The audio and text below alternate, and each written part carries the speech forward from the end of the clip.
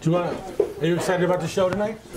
Yeah, you've been really psyched up this week for this show. I don't know what got into you, but I'm really Bob, you never let me talk, and last week you let me talk, and you know what? It had an effect. Oh, okay. I'm excited. I've been excited. Then I find out that it's someone who I know her parents. So there's a Cleveland connection. And she's still coming on the show. And there's 43 people who can't get in tonight because we're full. Okay. And it's all good. But more importantly, I don't know if you saw the article in the Plain Dealer this week. There's a lot of articles. Which one?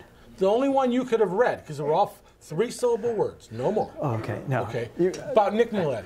Brett Larkin's article. Okay. Right. Okay. So I don't know if you guys know this. Some of you haven't been here before. We have an interesting color scheme. Bob, explain it. Okay, brown and gold for Brush High School, and scarlet and gray for Ohio State. And I hope once the show starts, you all applaud that much too. But go ahead.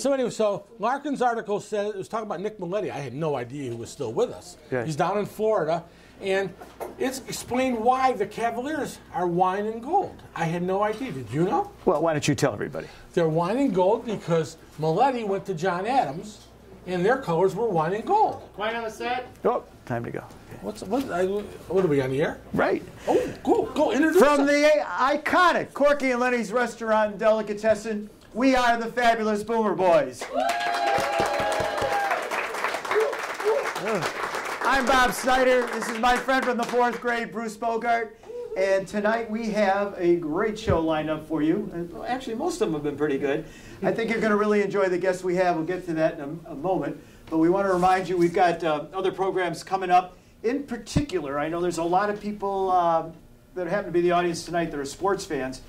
And the next 2 shows are going to be a little bit zeroed in on sports. Bruce, why don't you tell about next week's guest? Next week, Scott Longer will be with us. Scott is a Cleveland bred.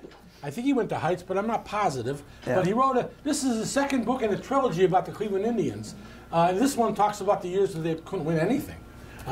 Because the Cleveland Indians have been around for a long time. You're still allowed to say Indians, right? They didn't take that away. You're going to say Cleveland Native Americans. So Scott will be with us next week, and that sets the table for 2 weeks from tonight. Where Dan Coughlin, who really was one of my all-time favorite sports journalists, and is still on WJW Channel 8, where he talks about high school football on Friday nights during the high school football season. And Dan is going to be our guest. He's just got a new book out also, and it's not about just one sport, but it's about all the silly and crazy people he's met in his life in sports. And he's going to be here, and he's actually going to have books here to sell as well. And I talked to him. He's very excited about being here, and I think everybody's going to want to tune in for that. But let's get to tonight's show. Let's stay in the moment. All right, let's go. All right, tonight I could talk for a half hour about all the different qualifications that our next guest has. So rather than waste that time, I'm going to make it a brief introduction, and we'll just talk about some of the things she's done.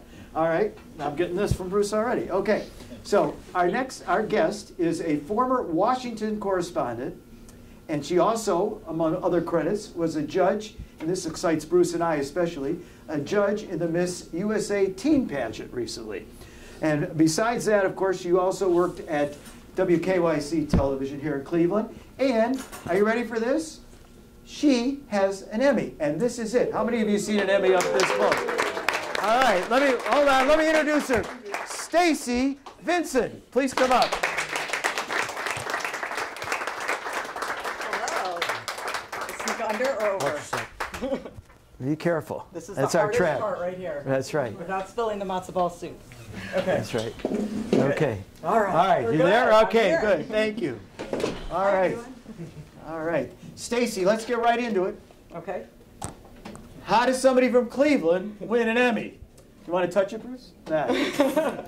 Did you guys already take a picture with it? So. But don't tell them that. Don't tell them that. Don't tell the people that. So I was very fortunate when I came back from D.C. back to the Cleveland area to work at Channel 3. I had a fabulous team that I worked with on the investigative unit. One of my producers is here tonight, Susan Christopher, and she is... See, I'll get a camera shot of Susan there.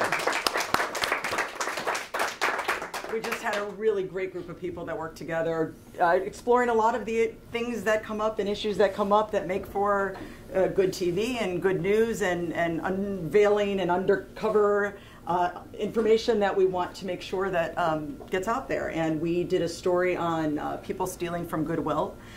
It came out right around the time of the movie. Are you kidding? And our title was Good Will Hunting.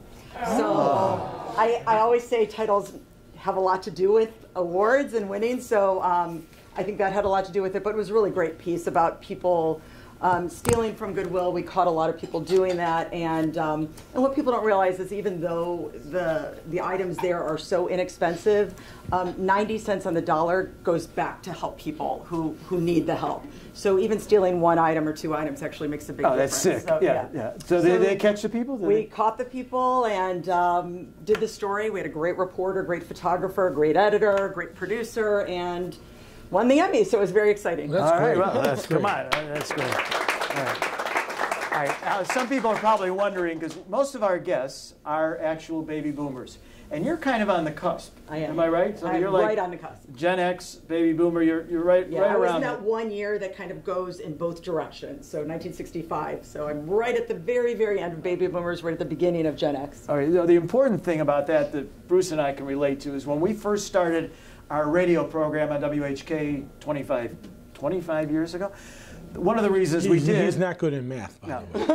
So about 25. 26. 26? All right. So one of the reasons we started the show is because we felt baby boomers, which we are, were taking over the country because Bill Clinton had been elected president. What are you looking at me for? You know the story. You know, he goes through this every week, the same thing. I just wanted to make sure I'm right, Bruce. You're right. Even you're when the you're fact wrong, checker. you're right. That's why we get along. All right, you're the facts checker. But anyway, so knowing that, you've got a good story about our former president, and I know it's not the one you're thinking about, okay? But you guys have some stories here. Can we get a little picture of that? Guess who that is with President Bill Clinton? All right, pretty cool, right? Everybody see that okay? All right, Staci, lay it on us. So this story is a little bit at the end of his tenure, not the beginning. And the last day I was actually in Washington, D.C., coincidentally, they threw a big party at the White House, and my parents always like to say it was in my honor and for the reporting I had done at the White House, which it 100% wasn't, but if you know my parents, that's fine. And I know her parents. So I figured both of my parents had met the president various times throughout my tenure in D.C. Wait a minute. They met? Larry Edelman met the president? He did. I have proof. We have a picture. Oh, wait, let me get that. Oh, here we go. It's true. It is. And there he is with beautiful Hillary.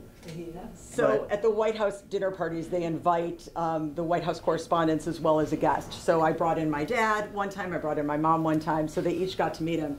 But my last day in Washington, I thought it might be fun. The president roamed around to just greet people and say hello. So I said, you know what, one last time, I'll get my mom on the phone. She can talk to the President of the United States. And, and that'd be a nice way to come back to Cleveland. And so I called my mom, and I said, Mom, I have somebody who wants to talk to you. And I handed the phone to President Clinton, who gives me this strange, he goes, hello, and I can't do the accent, but he did that with a Southern charm. And he said, hello, Joanne, and I saw this look on his face of, what's going on? And he goes, I think your mother just put me on hold, which she had. That's your mother. That is your mother. On the other line with her cousin, Kathy Zwick, give her a little plug, and she told Kathy, which I heard later, that I think Staci's with Leland right now, and they're joking around, and Leland's doing the President Clinton accent. But it really was the president.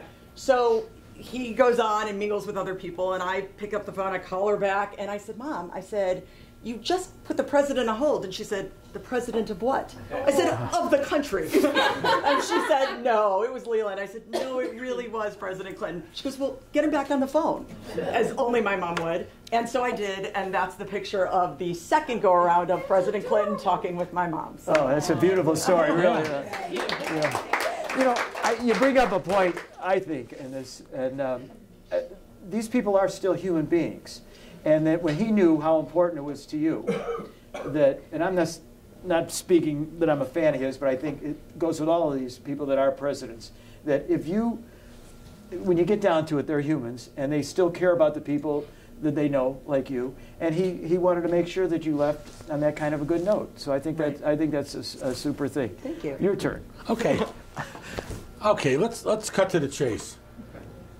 Do you know all the rumors? Did you hear the rumors? The people in the news media, all those rumors, were they out there before they found the blue dress? The rumors were out there circulating for quite some time, but actually ABC broke the story, and when they broke the story, a lot of more investigation went on. I didn't know about the blue dress long before the blue dress. Not even that specific story, but was there a word out there that, boy, this guy's a player, or that kind of stuff?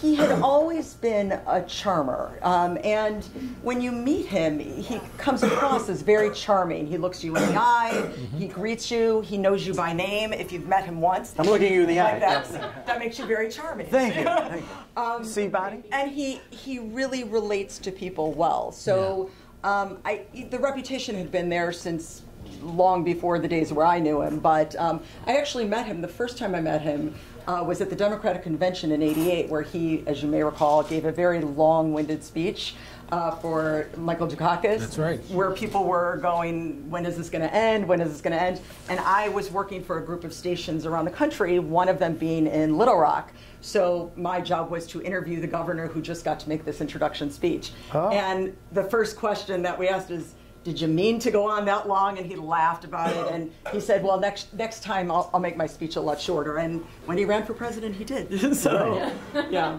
Mike, go ahead. Well, I was saying, and I know what you say about his sparkling personality to be true. My kid moved to New York after school, and he had a friend who was working in Washington, and the long story short, we got a call, do you want to be in a motorcade? Clinton's coming up to Westchester County. So my son says, sure, and he had to fax his driver's license, that's what they did in those days, to make sure you get past security. Sure. So he says when they all got there, they had to line up, they said, you're going to meet the president. He said, hello, Mr. President, what to do? And he heard this guy say hello and have the same conversation with 8 people before him, and my son said when it got to him, it sounded like for the first time he heard it. Yeah. It was like, ah.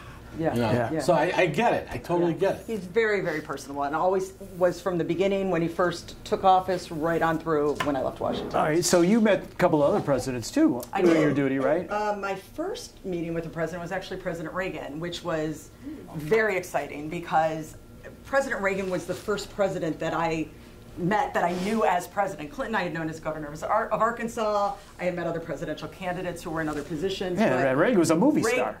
But I didn't know him as a movie star. Oh. Remember, I'm on the cusp. I only knew him as president. But I mean, he was president when I was in college. I knew him with Bonzo. when I went to Washington and I worked for a company called Newslink, which was a TV news service for stations all over the country, my first opportunity was to go to the White House, and Reagan did not give news conferences. So the only time you got to ask questions of Reagan was in a photo op. And they had really, really strict press rules about asking questions when you could and when you couldn't. And a lot of controversy with Sam Donaldson over that too, where they'd shout out questions as people would come to a beautiful Rose Garden ceremony, for example. But I was asked to go into the Oval Office. This was my second week of work. I was 21 years old, and my photographer, they would only allow photographers and audio people in. So my photographer was kind enough to make me his audio person for the day so I could see him. And literally I was 3.5 feet from Reagan, and I just sat there, and they all admonished us, don't ask a question, don't ask a question. And since I was going in as the audio person, I was not allowed to do that. Right. But just to sit there and stand this close to the President of the United States, it was powerful. That's I mean, cool. It was a really memorable, powerful moment. And then I covered the elder Bush for his 4 years in office. May he rest in peace. May he rest in peace. And then Clinton. So yeah, pretty cool. And then tonight, Bob, was president of Sigma Alpha Mu. I didn't know that. No, I was not president of that. So was my brother. And also, Todd Edelman. Wait, in our AZA chapter, I was president of our AZA chapter. That I was president of. That I will say, definitely. We told the 6th grade club story too. Wait, all right, let's talk about another celebrity that unfortunately passed away in a very terrible accident. Yeah. But I think a lot of people are still, swooning over him, of course. Let's get a good picture of this, and that is, of course, John F. Kennedy Jr. Right. Right.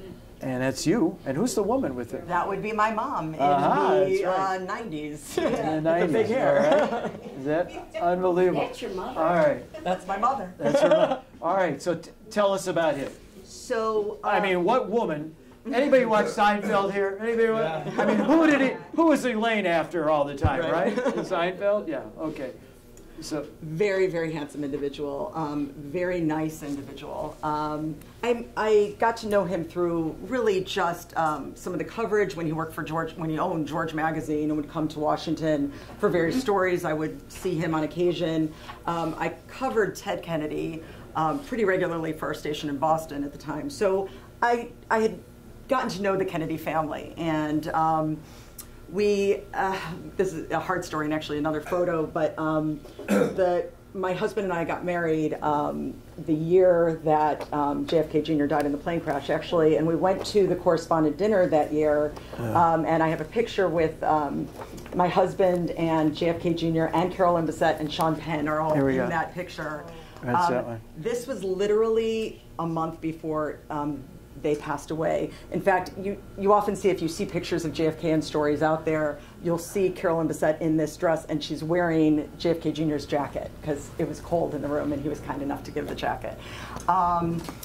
They were a kind couple. I didn't know them very well, but they were always very amenable to getting their pictures taken, and they understood that they lived in this life in a fishbowl, and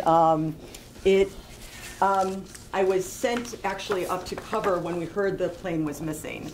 My bureau chief called me and asked if I would go up, and I was supposed to actually come back to Cleveland that weekend because my husband was starting law school here.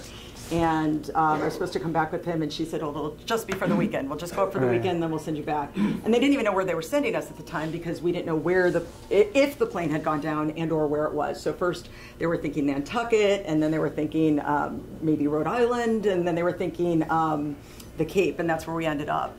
And I have an interesting story about coverage there. We're in a satellite truck, and we're right near the Kennedy compound, just a couple blocks away. In Hyannis? In Hyannisport, yeah. Okay.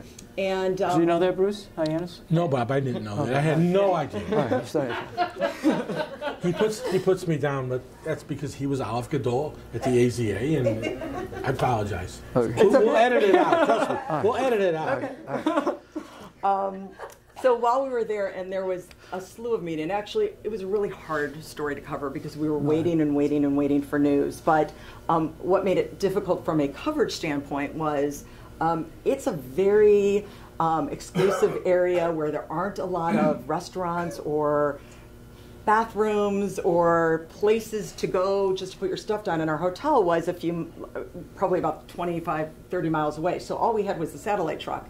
And there are no bathrooms in satellite trucks. And when you're covering a story all day, you just kind of need someplace to go. And they had actually lost my luggage because we were going to 4 different places. And so I was here in a satellite truck waiting for the story that I just didn't even want to be at because it was so tragic and so sad, waiting for news to happen. And I kind of lamented to my then new husband, who happened to be at a christening down in, where was it, North Carolina? Maryland, I don't know, somewhere south, southern Maryland. And he mentioned in passing, well, I think we have a cousin right near the Kennedy compound, and ended up, to make a long story short, not only was the cousin right there, but literally our satellite truck was on one corner and the house of his cousin was on the other side of the street. Now you have to understand, we had gone to a couple of the houses just to say, would it be okay to use your facilities? We'll pay for them and all that. And they were very against us being there and were very angry. That's the one house. They wanted their private. If we had gone to the right house instead of the left house, it would have been his cousin. And she was so gracious, and she invited us in and said, you can use my family room. And really all of the other networks started hearing about that we had this local connection. So we got a call from ABC, and they said, we'll trade services. We'll give you some of our tape and some of our footage if you'll let us use that house. So it turned out to be a great negotiating tool. But it was such a tragic, tragic story, and we were there all week. And then when we got the news, we were sent down to New York to cover the funeral, and it was just sad all the way around. Well, let's talk about another sad event. Because I know there are people, I don't care about this, but there are people out there that do. You've met royalty. I've covered royalty. That's as close as a kid from South Euclid will ever get. So tell me the story, please. So actually, it's a Cleveland story. I was here in Cleveland Labor Day weekend of '97. And how do you remember these years? I barely remember when I graduated. But you know what? It's like I didn't even know you graduated. Congratulations! It's kind of like the where were you when this happened? You know, and you remember those things. Right. So This was a big deal because I was in Cleveland and we were back on the pagers. This was before the cell phone information age, where you get everything on Facebook and you know what's going on right away. But I got a page that said, and it was little news updates, and it said Princess Diana was in a car accident, and we had just this is the Princess Diana. Princess Diana, and we had my family and I had just gotten back from Cedar Point, and I was spending the weekend. I lived in Washington, but I was spending the weekend with them, and it was like 10 o'clock at night, and I called my bureau chief and I said, did you hear about this? That she was in an accident? And she said, so why are you calling me? I said, well, I'm in Cleveland. If you're going to want me back in Washington to cover it, she goes, why would we cover a car accident? I said, I don't know, it sounds pretty serious. And she said, no, we're not going to cover it, just come back. And I was scheduled for, I think, like an 8 o'clock flight the next day. And she said, just come back. When you come back, we'll take care of it. And then overnight, we learned that she had died. And I was at my dad's baseball game, actually. I think you might have been there. Probably was. When I got the page that said, you are on a 4 o'clock flight to London, get back here. And this is now like noon on Sunday. And I'm in shorts and T-shirts. I mean, I came home for the weekend to go to Cedar Point with my family. And I called my ride did you go on the sky? Probably not. I'm really terrified of that. My son's gone on it every time I'm sitting there holding my breath. But so I called my bureau chief. I said, remember my phone call last night that I'm in Cleveland? She goes, all right, we'll get you on a later flight. I wasn't even thinking going to London. I was thinking just getting back to Washington. And the next flight out was a 2 o'clock flight. My mom got some suits together and clothes together because I knew I wouldn't have enough time once I got back to D.C. Luckily, I had been in Europe that summer before with the Singing Angels, which I was a part of their group. And so I had my passport nearby. I had all my converters nearby. I knew where everything was. So as soon as I got back to Washington, I ran to my apartment, got stuff together, threw it in a bag. We didn't know how long we were going for or what we were going to do there. And my other crew had already gone on ahead of me, so they met me once I got there. And the story was really 24/7 because we worked for stations all over the country, and they wanted information for their morning newscasts and their late newscasts. And with the time difference, we had to be up all day to cover the story there. So really, we just went 24/7 without sleeping. You know what, Tracy? What an exciting life. I mean, I don't know about you guys out there, but say what you want. I mean, come on.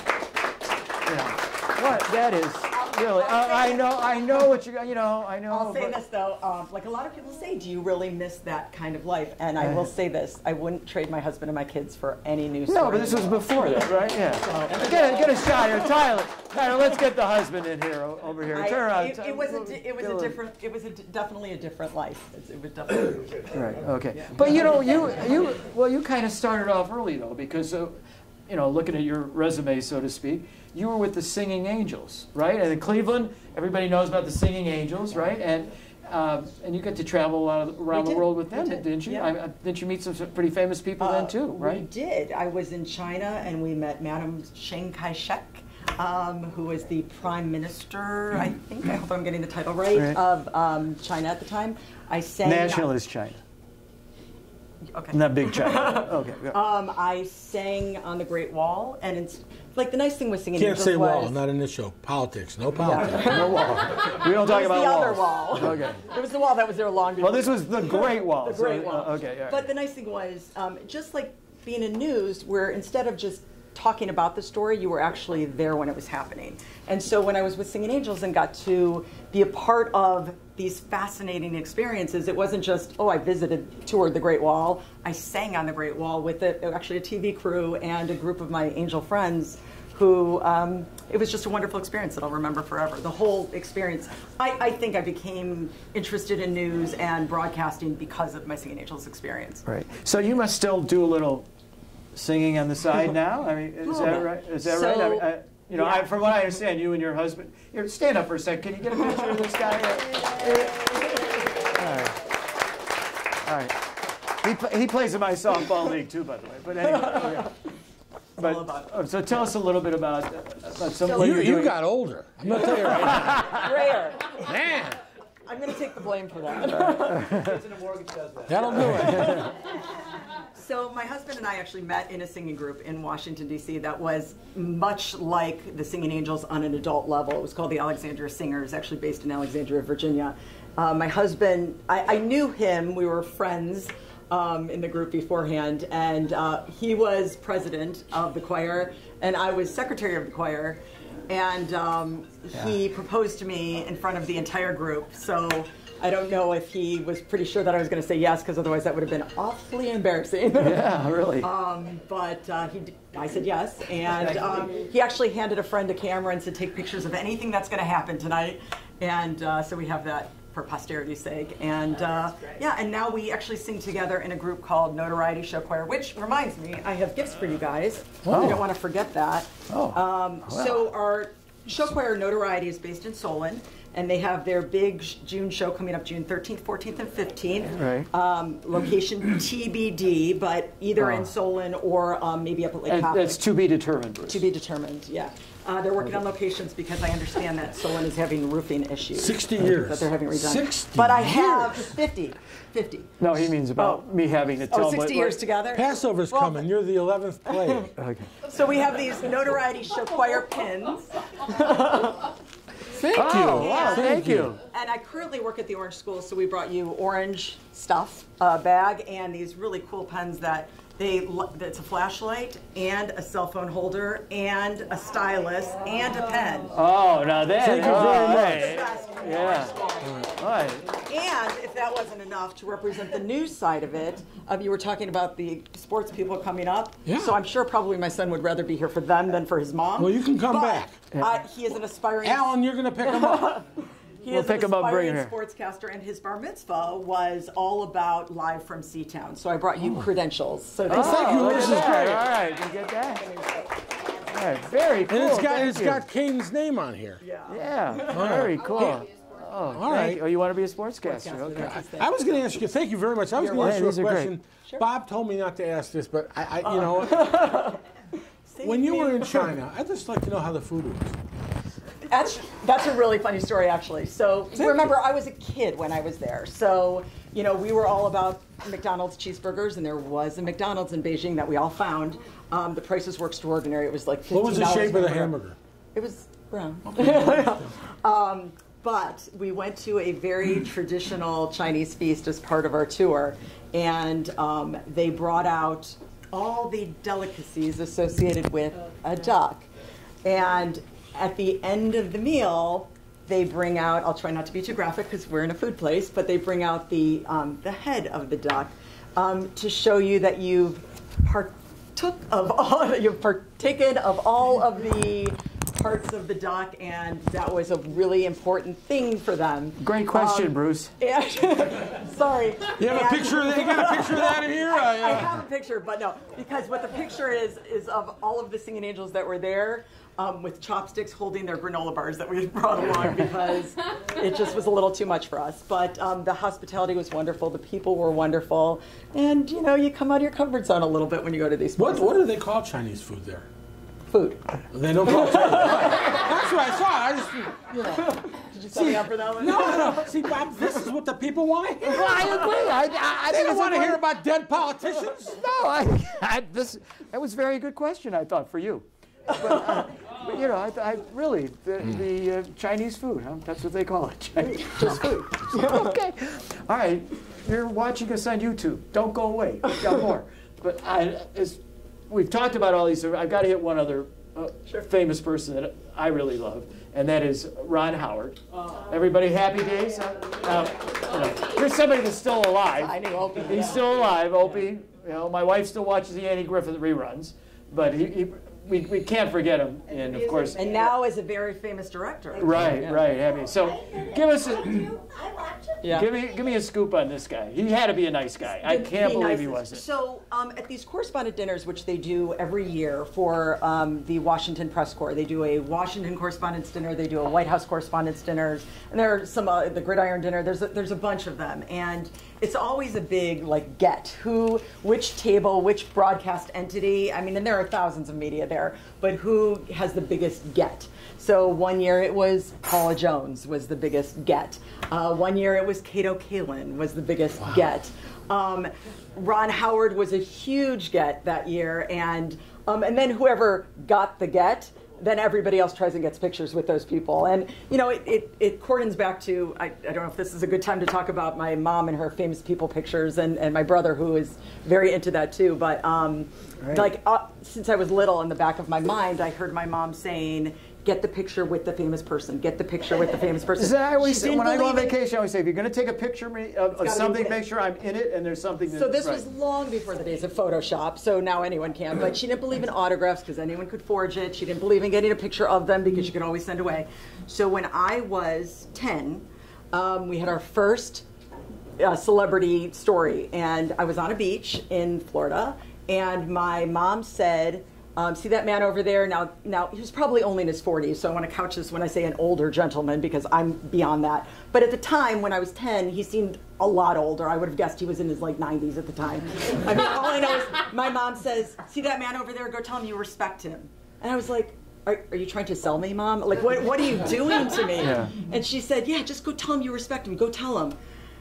You know, like I'm 10, and I'm going, okay, Mom, I don't know what's going on, but I'll go do that. It turns out it was Rodney Dangerfield. So I don't get no respect. And my mom knew who he was. I did not. But I went up to him. He goes, oh, that's so funny. And he said, come on over. And we got a picture. And that was our first famous people picture.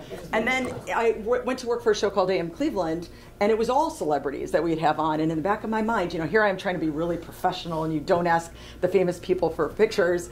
But I hear my mom in the back of my head, get the famous people. So now my brother, whose claim to fame is that he has met every celebrity ever known to exist. Well, he was at the Golden Globes in the audience. He was a seat. And Grammys. The Grammys. So you know, they have these people, you know, when a Grammy award. Seat fillers. They're seat fillers. He was a seat filler. Yeah, seat filler. So yeah. He's got the schmoozing ability. Like Kramer on. Right. So, Kramer on so it's always who he gets now, and he's kind of done that more than I have. But Ron Howard could not have been nicer about taking the picture and, you know, accommodating the requests, and just a really great guy. I've got to tell my Rodney Dangerfield story because it has to do with Bruce Bogart's father. May he rest in peace. As I was living in New York working for him, and Rodney Dangerfield had just opened up a nightclub, a comedy club in New York, and Mr. Bogart took me there, and we got to meet him. And after he performed, he walked around and talked to everybody because it was his club. And he was also a great guy. And I gave him one of these. And if you've ever seen him in his routine, that was one of his most famous things. Just once, somebody give me one of these. He did it on Carson, Griffin, all those shows. And so I had, you know, not as good as your story, but I had to share that. It warms my heart to hear that. Yeah, I hope it does. Everybody, we could go on, but we have a little bit of limit. Please tell me, did we not have a great guest tonight? Yeah, give her one of these. Give her one of these, right?